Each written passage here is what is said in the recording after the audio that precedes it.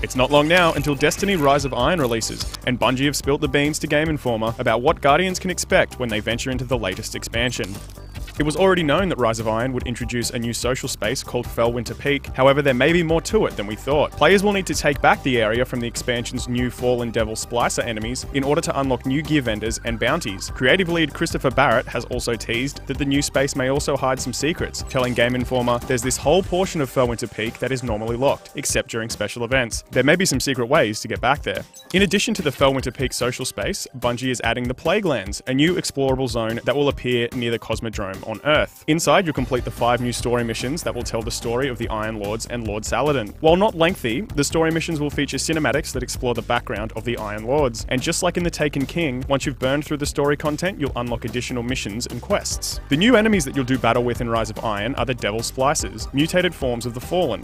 Around a century before the events of Destiny, a Golden Age nanotechnology called Siva posed a serious threat to humanity. The Iron Lords sacrificed themselves in order to contain the threat by sealing it behind the walls of the Plaguelands. Somehow, the Fallen have found their way inside, and are using Siva to augment themselves and grow more powerful. The new enemies will fight with tweaked abilities, like a Berserk ability for Vandals when they're on low health, and will feature new aesthetics that will set them apart from the existing Fallen, kinda like the Taken.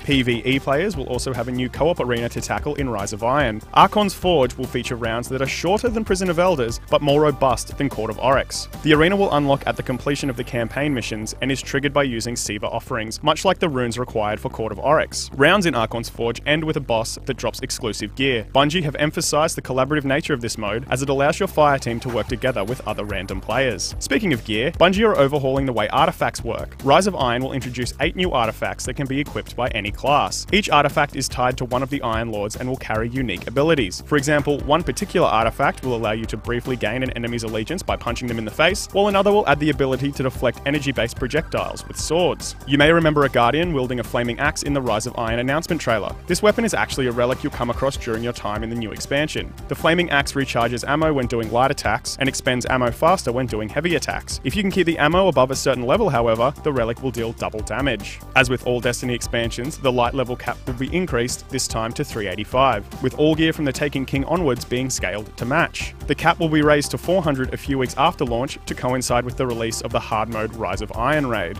There are also new cosmetic items which are basically skins you can apply to weapons and armor. Bungie have also confirmed that the Halloween celebration Festival of the Lost and Sparrow Racing League timed events will be coming back to Destiny after Rise of Iron launches. Rise of Iron is the 4th expansion to hit Destiny since its launch in 2014. It will be the first expansion to release for current gen consoles only, and will be available on September 20th. For all the info on Rise of Iron and everything swords and magic in space, keep your sights on GameSpot.